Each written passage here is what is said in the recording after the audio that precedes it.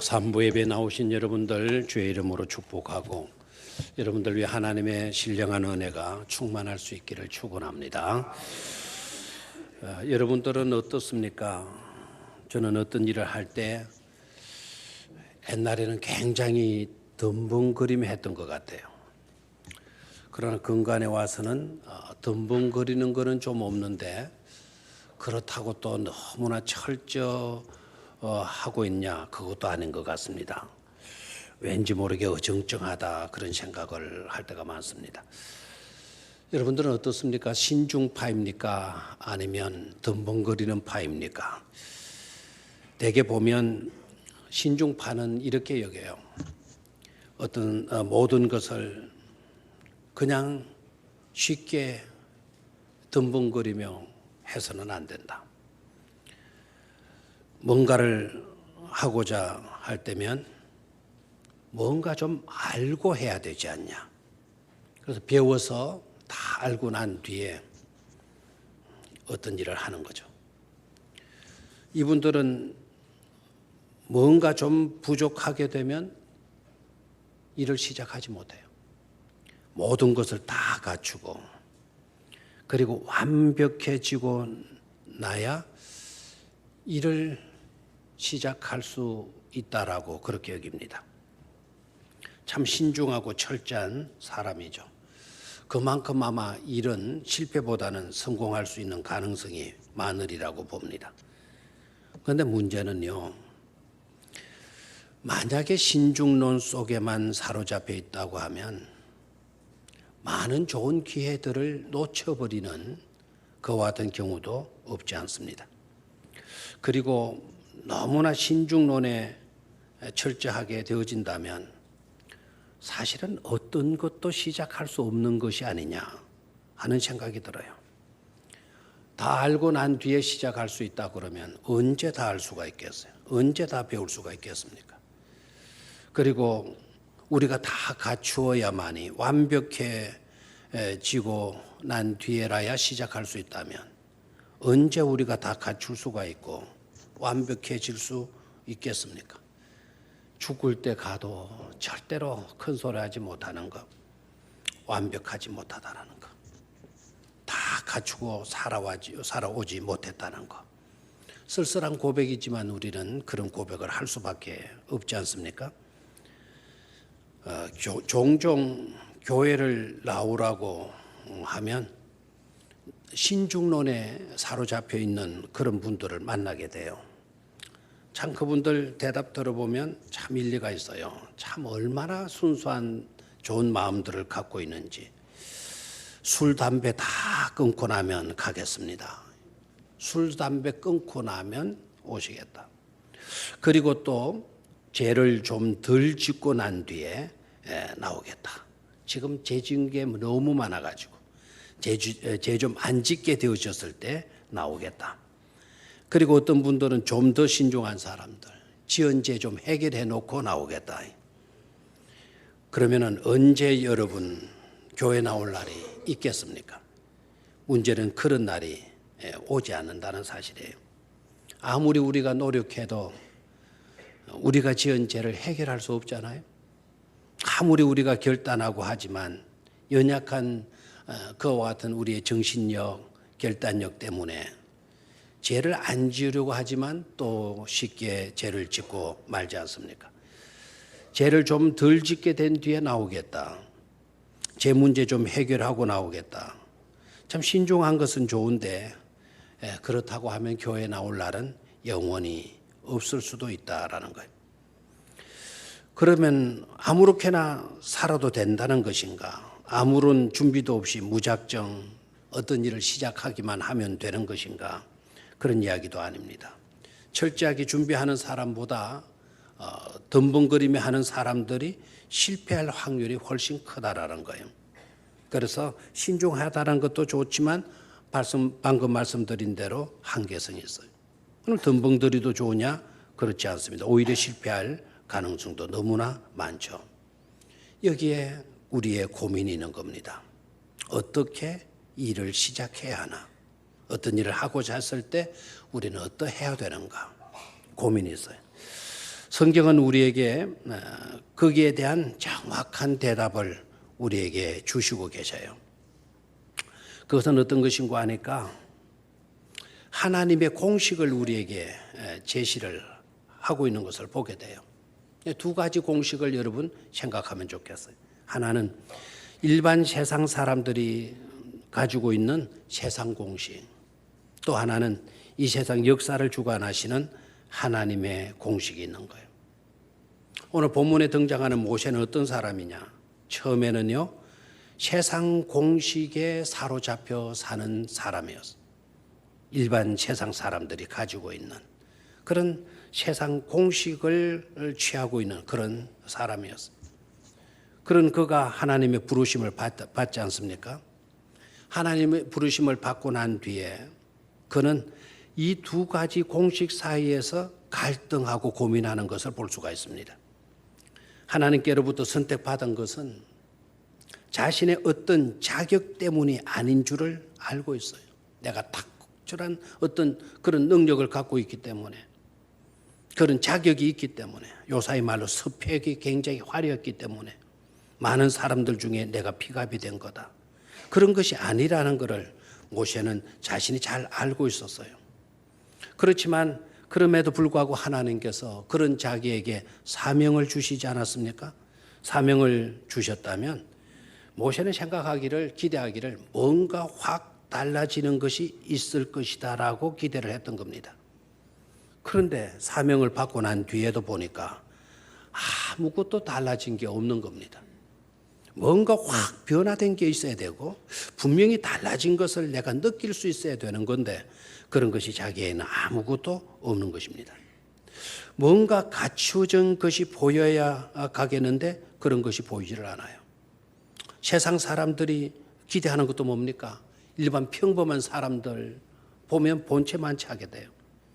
옛날이나 지금이나 사람들이 부러워하고 우러러 보는 사람들은 특출한 사람들, 유능한 사람들, 그런 사람들을 우러러 보고 그런 사람들을 따르고 그런 사람들을 좋아하지 않습니까? 그런데 모세도 그런 것을 기대했지만 사명을 받고 난 뒤에도 달라진 게 아무것도 없는 겁니다. 그러니까 세상 공식에 사로잡혀 있으면서 그가 기대했던 것은 그런 것이었는데 하나님께로부터 소명을 받았지만은 하나님은 어떤 것도 자기에게 해 주신 것이 없어요. 지난 시간에 우리가 말씀을 잠시 생각하다 시간이 모자라 가지고 출애굽기 강의 9번째 시간에 중간에 마쳤잖아요. 10절을 한번 다시 보도록 하겠습니다. 10절. 10절이 아주 우리에게 던져주는 메시지가 너무나도 중요합니다. 10절을 같이 읽도록 하겠습니다. 시작. 모세가 오 주여 나는 본래 말을 잘하지 못하는 자니이다. 주께서 주의 종에게 명령하신 후에도 역시 그러하니 나는 입이 뻣뻣하고 혀가 둔한 자니이다. 모세가 말을 해요. 하나님께 아뢰입니다. 오 주여 나는 원래부터 뭐를 못하는 사람이다. 말을 잘 못하다. 원래부터 입이 뻣뻣하고 혀가 둔한 그와 같은 사람입니다. 그런데 주께서 주의 종에게 명령하신 후에도 이스라엘 백성들을 이끌어내라고 하는 그 말씀을, 그 명령을 나에게 내리신 후에도, 그러니까 사명을 받고 난 후에도 역시 달라진 것이 있다, 달라진 것이 없다. 역시 그러하니 사명을 받고 난 뒤에도 나에게는 하나도 달라진 것이 없다라는 거예요. 그런데 어떻게 제가 바로 앞에 가고 이스라엘 백성들을 이끌어낼 수가 있겠습니까? 세상 공식에 딱 입각해서 보면 이건 불가능한 겁니다. 그래서 나 못 가겠다. 꼭 제가 가야 합니까? 저 말고는 다른 사람은 안 되겠습니까? 차라리 나 말고 다른 사람을 보내십시오. 이렇게 여러 가지 별명들을 늘어놓잖아요. 세상 공식에 그가 사로잡혀 있는 것을 보게 됩니다. 그런 모세에게 하나님이 하나님 자신의 방법, 하나님의 공식을 공개를 하셔요. 그게 바로 12절 내용입니다. 12절을 같이 읽습니다. 시작. 이제 가라. 내가 네 입과 함께 있어서 할 말을 가르치리라. 다시 한번 시작. 이제 가라. 내가 네 입과 함께 있어서 할 말을 가르치리라. 가라는 겁니다. 아무것도 달라진 것이 없지만 네가 가라는 겁니다. 가게 되면 내가 전능하신 하나님, 모세의 입을 지으신 하나님, 모세의 혀도 지으신 하나님이 누구와 함께 하신다 그랬습니까? 모세와 함께 한다 그랬어요. 네 입과 모세의 입과 함께 있어서 뭐 한다 그랬죠? 할 말을 가르치리라. 할 말을 가르치리라고. 하나님의 공식을 공개해 주시고 계시죠. 모세의 공식, 세상의 공식은 어떤 것이었습니까? 있어야 간다는 겁니다. 주면 가겠다라는 겁니다. 달라져야 갈 수 있다라는 겁니다. 능력이 갖춰지면 시작할 수 있겠다라는 겁니다. 그게 세상 공식이에요. 모세가 취했던 공식입니다. 그러나 하나님께서 공개하시는 하나님의 공식은 어떤 것입니까? 가면 된다라는 거예요. 가면 준다라는 겁니다. 순종하면 이루어진다는 겁니다. 믿고 행동하면 된다라는 것을 말씀해 주고 있는 것이죠. 그래서 신중론에 빠져가지고는 있어야 가고 갖추어져야 되고 온전해져야 되고 완벽해지면 하겠습니다. 사명을 감당하겠습니다. 뭐 이게 아니죠. 가봐라. 믿고 가봐라. 믿고 행동하게 되면, 믿고 네가 순종하고 따르게 되면 된다라는 것을 말씀해 주고 있어요. 그래서 하나님의 공식은 곧 믿음으로 행동하는 데 성공이 따르게 된다라는 것을 알 수가 있습니다. 왜 오늘날 하나님의 역사가 희귀한 것인가? 왜 예전에는 하나님의 강력한 역사들이 많이 나타났는데 왜 지금은 하나님의 역사가 눈에 띄지 않는 것인가? 하나님의 능력 부족 때문일까? 옛날에는 힘이 있다가 하나님도 연세가 드셔가지고는 힘이 빠져버린 것인가? 하나님의 나태 때문인가? 게으름 때문인가? 그런 것이 아니라 왜 하나님의 역사가 오늘날은 희귀한 것인가 하니까 사람들이 사람의 공식을 우선하기 때문이라는 것을 깨달아야 돼요. 하나님의 공식인 하나님의 말씀을 믿고 순종하고 따르지 못하는 불신앙적인 요소 때문에 하나님의 놀라운 역사가 나타나지 않고 있는 것입니다. 오늘 살아가는 성도 여러분, 그렇다면 우리는 어떻게 살아야 하겠습니까? 아직도 우리의 공식을 가지고 사람들의 공식을 움켜잡고 그대로 따르며 살 것입니까? 아니면 하나님의 공식에 철저하는 믿음의 사람들이 되어야 되겠습니까? 바람은 하나님의 공식에 철저할 수 있는 그런 성도들이 되시기를 주의 이름으로 축원합니다. 하나님이 찾으시는 사람은 어떤 사람을 찾으시느냐? 유능한 능력 있는 사람을 찾으시는 것이 아니라 하나님이 찾으시는 사람은 유능하신 하나님을 절대적으로 믿고 의존하고 따르는 그런 사람을 찾으시고 그런 사람을 사용하신다라는 것을 깨닫고 그런 사람이 되시기를 주의 이름으로 축원합니다. 두 번째로는 동력의 방식입니다. 동력의 방식. 하나님께서는 말을 못한다라고 하는 모세의 주장에 그렇다면 내가 너에게 말 잘하는 사람을 붙여주겠다. 그래서 하나님께서 말 잘하는 사람을 붙여주죠. 그 사람이 바로 누구였습니까? 아론입니다. 그래서 모세가 해야 할 일을 아론을 붙여줘 가지고 아론과 함께 하도록 해 주신 겁니다. 그게 바로 뭐냐? 그게 바로 동력이라는 거예요. 동력이라는 것은 같은 일을 하는 것을 동력이라 그래요. 그럼 동력자는 뭐냐? 함께 같은 일을 하는 사람을 뭐라 그래요? 동력자라 이렇게 말하게 되는 겁니다. 그런데 저는요, 하나님의 이와 같은 방법이 조금 생각해야 될 방법이 아니겠는가 하는 그런 생각이 들었어요. 개인적인 저의 생각이지만은 저는 이것이 오히려 더 좋은 방법이 아니겠는가 하는 생각이 들어요. 그게 바로 뭔가 하니까 말 잘하는 모세의 형 아론을 붙여 주시기보다는 차라리 모세의 그 뻣뻣한 입을 그리고 둔한 그 혓바닥을 확 고쳐주시면 훨씬 더 간단하고 좋았겠지 않았겠는가. 여러분은 어떤 생각이 드는지 모르겠어요. 아마 제 말을 듣고 보면 제 말도 일리가 있는 생각이다. 아마 여겨지지 않습니까? 사람 같이 붙여주면은요, 그 사람과 마음 맞추고 같이 일하려고 하면은 그거 만만치를 않지 않습니까? 여러 사람들이 함께 힘을 모아가지고 일한다라는 게 그게 정말 쉽지 않은 것 아닙니까? 차라리 그러기보다 말 못하는, 그 모세의 말 못하는 입을 지으신 분이 하나님이시잖아요. 그 혓바닥을 지으신 분도 하나님이시잖아요. 하나님께서 지으셨으니까 얼마든지 그 뻣뻣한 입을 부들부들한 입으로, 우둔한 입을 그냥 너무나도 유창하게 말을 할 수 있는 혓바닥으로 얼마든지 하나님께서 만드실 수 있었을 것이란 말이에요. 오히려 그것이 더 간단하지 않았겠는가 하는 생각이 들었습니다. 그런데 여러분, 좀 깊이 생각해 보니까 역시 저의 생각이 짧았고 저의 생각이 너무나 단조롭고 너무나 형편없는 생각이라는 것을 깨닫게 되었습니다. 하나님께서 만약에 그렇게 하셨다면 하나님은 어떤 하나님이 되시는 거죠? 말 잘하고 유능한 사람만을 들어쓰시는 하나님이 되고 마는 것입니다. 또한 말을 잘하고 유능해야만 하나님께로부터 선택받고 쓰임을 받을 수 있는 그런 자가 되어진다는 것이죠. 만약에 그렇게 되면 우리는 늘 한숨만 쉴 수밖에 없어요. 늘 절망할 수밖에 없는 겁니다. 너무나도 감사하게 우리 하나님은 그런 하나님이 아니시다라는 거예요. 우리가 믿는 하나님은 그런 하나님이 아니시라. 오히려 말이 우둔해도 쓰시고자 하시는 분이 우리가 믿는 하나님이시다라는 것입니다.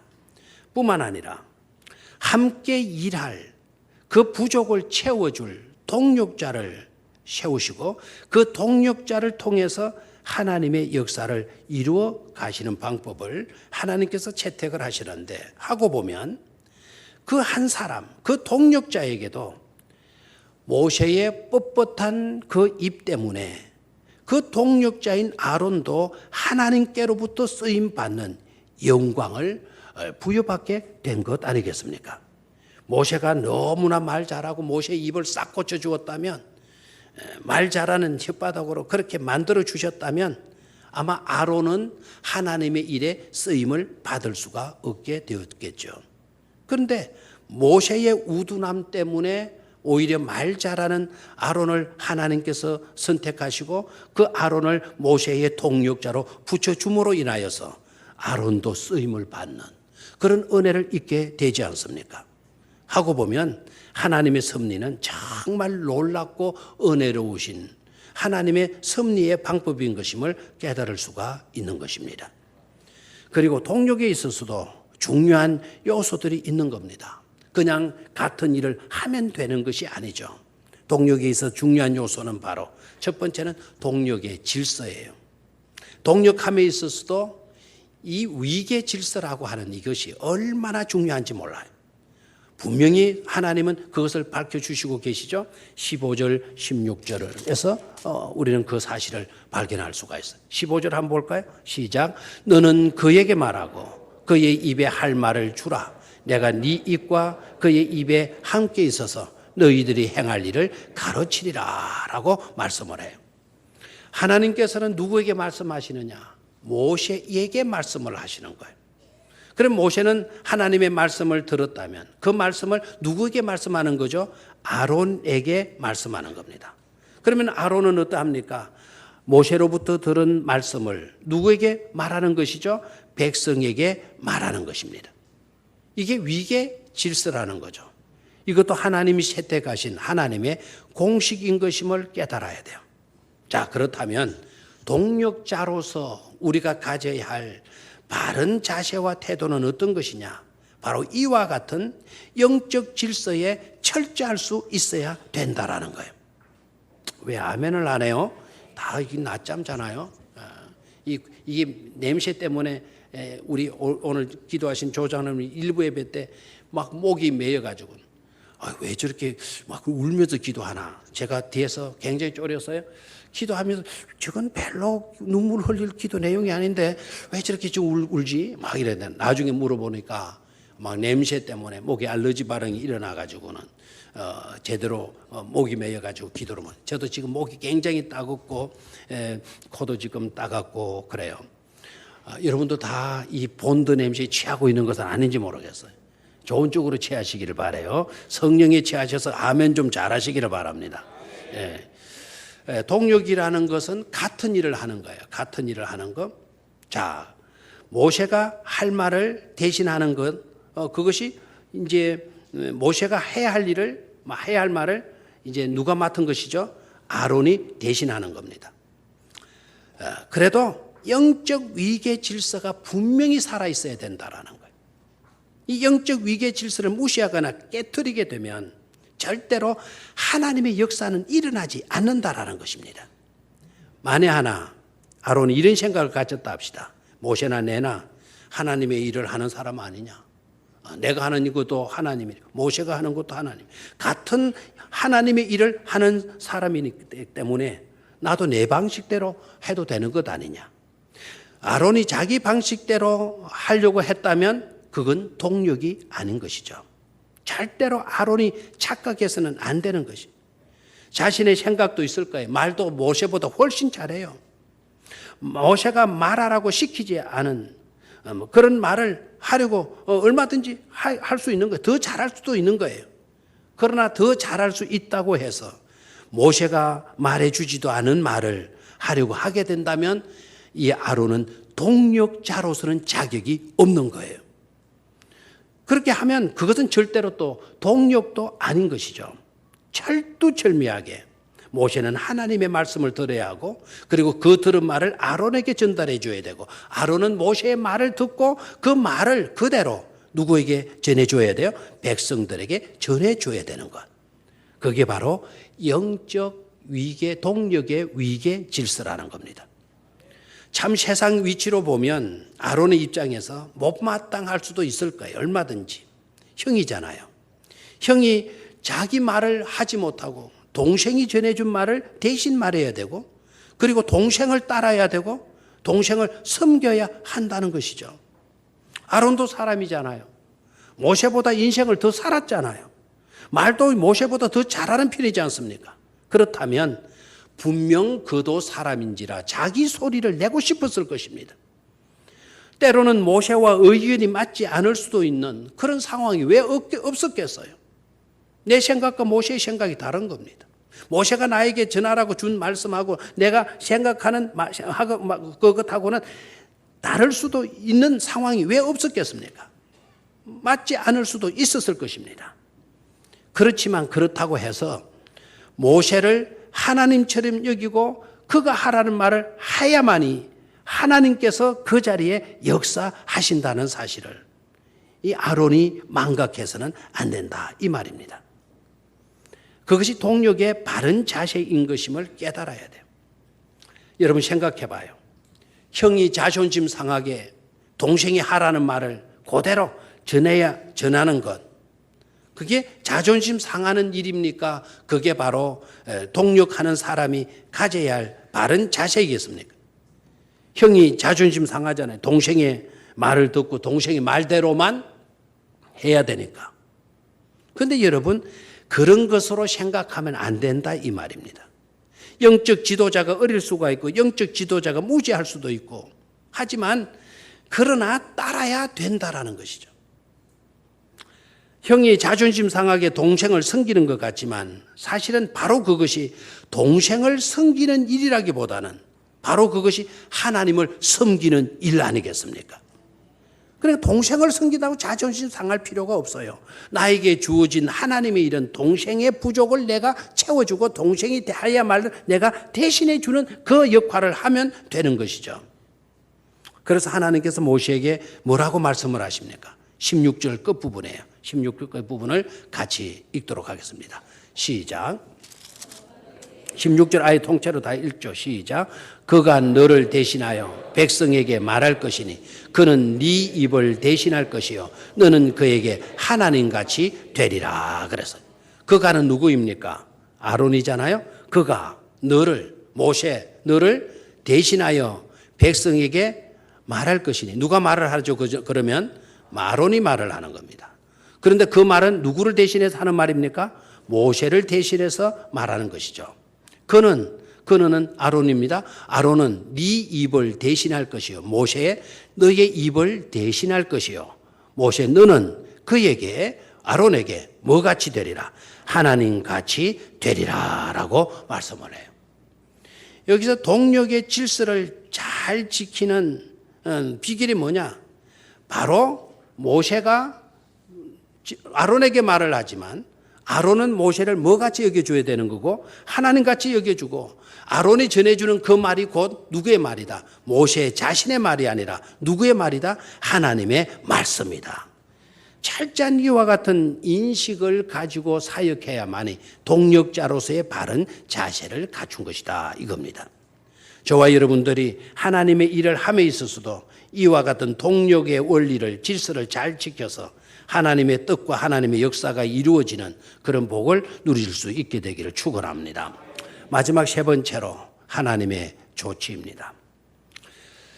이제 모세가 하나님의 부르심에 응답을 해요. 그리고 결단해요.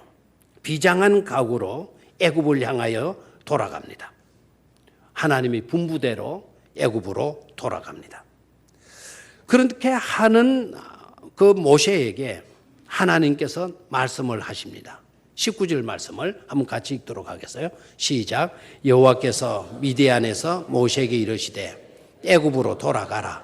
네 목숨을 노리던 자가 다 죽었느니라. 여러분은 어떻게 이 말씀을 읽는지 모르겠습니다만은 저는 말씀을 좀 깊이 있게 묵상을 하면서 읽어볼 때 이게 참 너무 아쉽다. 왜 이제서 이런 일이 일어났나? 또 왜 이제서 이런 말씀을 하나님께서 모세에게 들려주시나? 하나님은 앞으로 되어질 일들까지 우리의 과거, 현재, 미래 되어질 모든 일들까지 다 아시지 않습니까? 그렇다면 진작에 모세가 못 간다고 했을 때 바로 앞에 내가 어떻게 설 수가 있습니까? 나는 살인자입니다. 나는 배신자입니다. 나는 도망자입니다. 그런 내가 어떻게 바로 앞에 설 수가 있겠고 어떻게 이스라엘 백성들 앞에 제가 서서 그 백성들을 이끌어낼 수가 있겠습니까? 못 간다고 두려워 떨고 여러 가지로 변명하고 핑계를 일삼던 그때에 걱정 말아라. 네가 갈 때 그때쯤이면 너를 알던 너의 생명을 노리던 모든 사람들이 다 죽고 없어져 버릴 것이다. 그때 말해 주셔야 되지 않습니까? 그런데 이제 다 결단하고 이제 애굽으로 돌아가는 입장인데 이제서 하나님께서 이 말씀을 하시고 계시는 거예요. 여러분은 믿음이 좋으셔서 아무런 반응 없이 그냥 들으시는지 모르지만 이게 뭐가 좀 순서가 안 맞는 것 같아요. 하나님은 이 사람들이 죽게 될 것이라는 거, 모세가 그 애굽으로 갈 때 되면 그 사람들이 다 죽게 될 것이라 하나님은 아셔요, 모르셔요? 우리 같으면 몰라도 누구는 아실 겁니까? 하나님은 아실 거 아닙니까? 그러면 진작부터 하나님께서 모세에게 그렇게 말씀해 주셨다면 모세가 그렇게 떨지 않았을 것이고 그렇게 못 간다고 변명하지 않았을 것 아닙니까? 그런데 왜 그렇게 하시지 않고 이제서 이 일을 밝히시고 계시는 것입니까? 이상하잖아요? 그러면 여러분 항상 이상한 데는 밭을 가도 이상하면 그냥 지나치면 안 된다 그랬죠? 어떻게 해야 돼요? 이상하면 밭을 가다가 이상하면 쟁기를 멈춰놓고 그거를 파봐야 되잖아요. 그래서 요새 세금 안 두루맞으려고 5만 원 다발채로 비닐봉지로 그 땅바닥에 꽉 갖다 묻어놓을 수도 있잖아요. 이상하면 멈추고 확인해 봐야 돼요. 이 구절이 이상하면 멈추고 우리가 좀 더 깊이 있게 묵상해 봐야 돼요. 왜 하나님은 그렇게 하시지 않으셨을까? 왜 이제서 그 일을 밝히시고 계시는 것일까? 여기에 우리가 들어야 할 메시지가 있는 것이죠. 하나님의 사람은요, 안전을 확인하고 출발하는 것이 아니라, 시작하는 것이 아니라 하나님을 믿고 출발해 갈 때 그때부터 하나님께서 안전한 길을 열어주신다라는 것을 우리에게 말씀하시고자 이제서 이 말씀을 해 주시고 계시는 줄로 믿습니다. 하나님의 사람은 안전을 확인하기 때문에 그 사람들이 다 죽고 없었기 때문에 나는 가서 일하겠다. 그런 것이 아니라는 거예요. 안전을 확인하고 출발하고 시작하는 것이 아니라 하나님을 믿고 출발하고 시작하게 될 때 그때부터 하나님께서는 우리의 안전을 책임져 주시고 안전할 수 있도록 모든 길을 열어 주신다라는 것을 말씀해 주시고자 함에 있는 줄로 믿습니다. 이런 은혜를 우리는 놓치지 않게 되기를 주의 이름으로 축원합니다. 또 하나 하나님의 조치를 보도록 하겠습니다. 20절입니다. 20절 같이 읽습니다. 시작. 모세가 그의 아내와 아들들을 나귀에 태우고 애굽으로 돌아가는데 모세가 하나님의 지팡이를 손에 잡았더라. 모세 혼자 가지 아니하고 모세의 가족들을 다 데리고 애굽으로 돌아갑니다. 애굽으로. 나의 살던 고향은 꽃피는 산골. 막 고향 찾아가는 것이 아니죠. 뭡니까? 애굽으로 돌아가는 거예요. 그 두려웠던 애굽, 또 도망쳐 나왔던 꿈에도 잊을 수 없는 그 두려움의 공포의 나라로 지금 돌아가는데 모세가 뭐를 잡았습니까? 하나님의 지팡이를 잡았더라. 여러분, 모세가 누구의 지팡이를 잡았다고요? 하나님의 지팡이를 손에 잡았더라. 이게 말이 맞는 건가? 성경이 잘못 기록하고 있는 것 같지 않습니까? 애굽으로 돌아가는데 모세가 자신의 지팡이를 손에 잡고 있더라. 뭐 이렇게 이야기를 해야 될 것 같은데 하나님의 지팡이를 손에 잡았더라. 분명히 모세의 손에 들려진 지팡이는 어떤 지팡이였을 것 같아요? 손때가 묻어있는 반질반질한 지팡이, 그 지팡이로 양떼나 기껏 몰고 다닐 수 있는 그런 지팡이였지 않았겠습니까? 그런데 분명히 그 지팡이였을 것인데 무슨 지팡이라고 말하고 있죠? 하나님의 지팡이를 손에 잡았더라라는 거예요. 이게 맞는 말이겠습니까? 여러분 조금 생각해 보셨나요? 이 말은 틀린 말이다, 맞는 말이다. 모세의 자기가 쓰던 모세의 지팡이지 이게 어떻게 하나님의 지팡이냐? 이건 잘못된 거다. 이렇게 생각이 들 수도 있을 것입니다. 그러나 조금만 생각하십시오. 이제 모세는 하나님께 헌신했어요. 하나님께 바쳐졌어요. 하나님께 모세 자신이 바쳐졌기 때문에 그렇다면 모세가 가지고 있는 그 모든 것들도 이제는 누구의 것이 되는 거죠? 하나님의 것이 되어지는 것 아닙니까? 내가 가진 것도 이제는 하나님의 것이 되는 것입니다. 아, 내 소유가 없어졌네? 내가 가지고 있던 유일한 소유, 이 지팡이가 이것마저도 하나님의 것이 되어버렸네? 이게 불행이라 생각하지 마십시오. 그게 손해라고 생각하지 마십시오. 그것은 불행이 아니고 손해가 아니라 오히려 복이고 오히려 능력이 되어지는 것임을 깨닫기를 축원합니다. 하나님의 지팡이니까 이제 그 지팡이의 용도가 달라지는 겁니다. 그 지팡이의 목적이 달라지는 것입니다. 이제까지는 그 지팡이 가지고 사람의 손에서 기껏 사용되어졌을 뿐입니다. 이제 그 지팡이는 하나님의 지팡이가 되어지므로 이제 하나님이 사용하실 하나님의 도구가 되어질 것입니다. 이래까지 사람의 손에서 사용되어졌던 그 지팡이는 양떼나 길것 모는데 필요한 것이고 자기가 힘이 들 때 의지할 수 있는 그런 지팡이에 지나지 않았지만 이제 하나님의 지팡이가 되어서 하나님의 손에 들려졌을 때 그 지팡이는 능력의 지팡이가 되는 것 아닙니까? 그 지팡이로 나일강을 쳤더니 나일강이 피의 강이 되어졌고 티끌을 쳤더니 그 티끌이 이들이 되어지지 않습니까? 그 지팡이로 홍해 바다를 가리켰더니 홍해가 갈라지는 역사가 일어났고 그 지팡이로 반석을 쳤더니 반석에서 생수가 솟구쳐 나는 놀라운 기적이 베풀어지지 않습니까? 내 것으로 나의 손에 들려지는 지팡이 그것보다는 그 지팡이가 하나님께 바쳐서 하나님의 지팡이가 되어지는 것이 훨씬 우리에게 축복이 되어지는 것임을 깨닫기를 축원합니다. 우리에게 있는 것이 비록 보잘것 없어도 그것이 하나님의 손에 맡겨질 때면 그 보잘것 없는 그것이 큰 능력으로 역사하게 되어질 줄로 믿습니다. 그것이 하나님의 지팡이가 되어질 때 놀라운 기적의 역사가 일어났던 것처럼 아무것도 아닌 보리떡 5개와 물고기 2마리가 우리 주님의 손에 쥐어지게 되어졌을 때 수많은 사람들이 배불리 먹는 역사가 일어났던 것처럼 내 손에 있는 것보다 하나님의 손에 쥐어진 것이 훨씬 더 축복인 것임을 깨닫고 하나님의 손에 맡길 수 있는 믿음의 소유자들이 될 수 있기를 주의 이름으로 축원합니다. 여러분의 소유도 마찬가지입니다. 여러분들에게 주어진 자녀들도 마찬가지입니다. 내 손에 있는 것보다 하나님의 손에 쥐어지는 것이 더 큰 복이고 은혜가 되어지는 것임을 깨닫기를 축원합니다. 내가 속하 있는 단체, 내가 속하 있는 사업터, 내가 속하 있는 직장, 내가 속해 있는, 내게 속해 있는 그것이 되기보다는 하나님의 맡겨진 사업터가 되고 하나님의 손에 쥐어진 하나님의 직장이 되어질 때 놀라운 은총은 베풀어지게 되어질 줄로 믿습니다. 이런 축복이 우리 교회 안에 여러분 삶 가운데 넘쳐나게 되기를 주의 이름으로 축원합니다. 하나님 아버지,